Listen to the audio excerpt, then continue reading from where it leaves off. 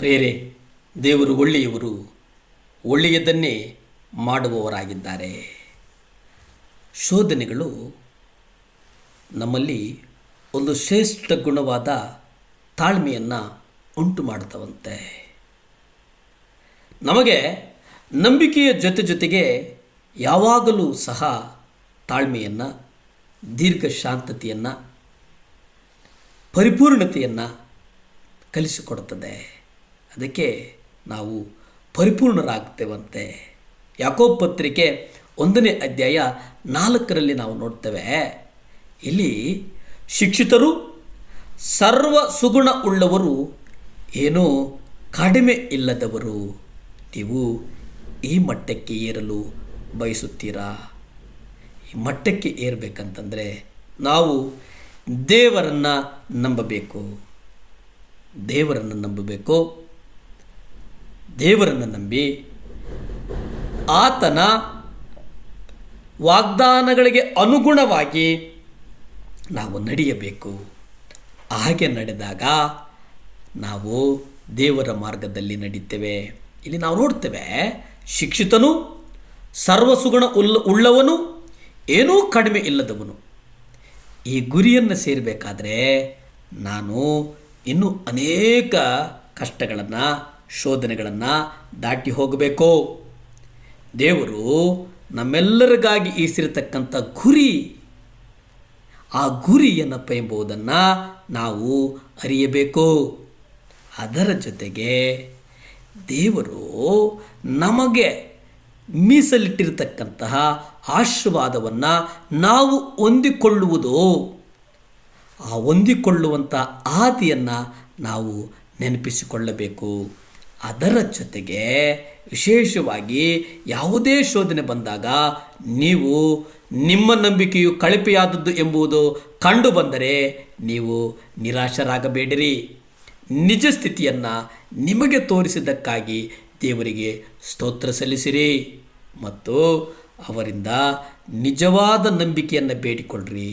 ದೇವರು ನಿಮಗೆ ಅದನ್ನು ಕೊಡ್ತಾರೆ. ಅಪೊಸ್ತಲನಾದಂಥ ಪೇತ್ರನು 1 ಪೇತ್ರ 1ನೇ ಅಧ್ಯಾಯ 7ರಲ್ಲಿ ಹೇಳಿರುವ ಹಾಗೆ, ಬಂಗಾರವು ನಾಶವಾಗುವಂಥದ್ದಾಗಿದ್ದರೂ ಅದನ್ನು ಬೆಂಕಿಯಿಂದ ಶೋಧಿಸುವುದುಂಟಷ್ಟೇ. ಆದರೆ ಬಂಗಾರಕ್ಕಿಂತ ಬಹು ಅಮೂಲ್ಯವಾಗಿರುವ ನಿಮ್ಮ ನಂಬಿಕೆಯು ಈ ಕಷ್ಟಗಳಿಂದ ಶೋಧಿತವಾಗಿ ಯೇಸು ಕ್ರಿಸ್ತನು ಪ್ರತ್ಯಕ್ಷನಾಗುವಾಗ ನಿಮಗೆ ಕೀರ್ತಿ, ಪ್ರಭಾವ, ಸನ್ಮಾನಗಳನ್ನು ಉಂಟು ಮಾಡುವನು. ಪ್ರಿಯರೇ, ಬಂಗಾರಕ್ಕಿಂತ ಹೆಚ್ಚು ಅಮೂಲ್ಯವಾದಂತೆ, ಆ ಅಮೂಲ್ಯವಾದದ್ದೇನಪ್ಪ ಅಂದರೆ ನಿಮ್ಮ ನಂಬಿಕೆ. ಆ ನಂಬಿಕೆಯನ್ನು ಕಾಯ್ದುಕೊಳ್ಳಿ. ನೀವು ಆ ನಂಬಿಕೆಯನ್ನು ಕಾಯ್ದುಕೊಳ್ಳಿ. ಎರಡನೇದೇನಪ್ಪ ಅಂತಂದರೆ, ಆ ನಂಬಿಕೆ ನೀವು ಎಲ್ಲಿವರೆಗೂ ಕಾಯ್ದುಕೊಳ್ಳಬೇಕಂತಂದರೆ ಕ್ರಿಸ್ತನು ಪ್ರತ್ಯಕ್ಷನಾಗುವ ತನಕ ನೀವು ಆ ನಂಬಿಕೆಯನ್ನು ಕಾಯ್ದುಕೊಂಡು ನಡೆಯಿರಿ. ಪ್ರಿಯರೇ, ಬಂಗಾರವು ಬೆಂಕಿಯಲ್ಲಿ ಪುಟಕ್ಕೆ ಹಾಕಲ್ಪಟ್ಟು ಶೋಧಿಸಲ್ಪಡ್ತದೆ. ಆದರೆ ನೀನು ಹಾಗೆ ಶೋಧಿಸಲ್ಪಡುವಂಥದ್ದು ಬಹಳ ಮುಖ್ಯ. ನಾವು ಶೋಧಿಸ್ತಾ ನಾವು ಅತ್ಯುತ್ತಮರಾಗ್ತಾ ಹೋಗ್ತವೆ. ಅದಕ್ಕೆ ಕರ್ತನು ಹೇಳ್ತಾನೆ, ಆತ್ಮರಕ್ಷಣೆ ಅನ್ನುವಂಥದ್ದನ್ನು ಅನುದಿನವೂ ಕಾಯ್ದುಕೋ. ನಿನ್ನ ಸಾಕ್ಷಿಯನ್ನು, ಶುದ್ಧ ಮನಸ್ಸಾಕ್ಷಿಯನ್ನು ನೀನು ಅನುದಿನವೂ ಕಾಯ್ದುಕೋ ಎಂಬುದಾಗಿ ನಾವು ನೋಡ್ತೇವೆ.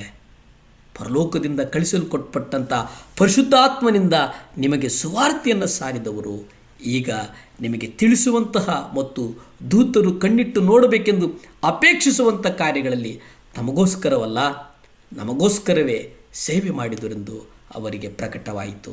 ಪ್ರಾರ್ಥಿಸಿಕೊಳ್ಳೋಣ.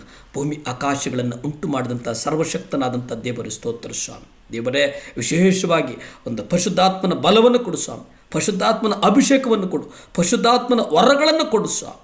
ಆಶೀರ್ವದಿಸಪ್ಪ. ಯೇಸುವೆ, ನಿನ್ನ ಮಕ್ಕಳನ್ನು ಆಶೀರ್ವದಿಸು. ಯಾರ್ಯಾರು ಹಾಸಿಗೆ ಮೇಲಿದ್ದಾರೋ ಯೇಸುವಿನ ನಾಮದಲ್ಲಿ ಬಿಟ್ಟು ಹೋಗಲಿ ಸ್ವಾಮಿ. ಯಾರ್ಯಾರು ದೇವರ ಸಾವಿನ ಆಲೋಚನೆಗಳು ಅವರ ಮನಸ್ಸಿನ ಬಾಗಿಲಿಗೆ ತಟ್ಟಿದ್ದವೋ ಯೇಸುವಿನ ನಾಮದಲ್ಲಿ ಸಾವು ಬಿಟ್ಟು ಹೋಗಲಿ ಸ್ವಾಮಿ. ಮಕ್ಕಳನ್ನು ಆಶೀರ್ವದಿಸು. ಯೇಸುವಿನ ನಾಮದಲ್ಲಿ ಬೇಡ್ತೇನೆ ತಂದೆ. Amen, amen.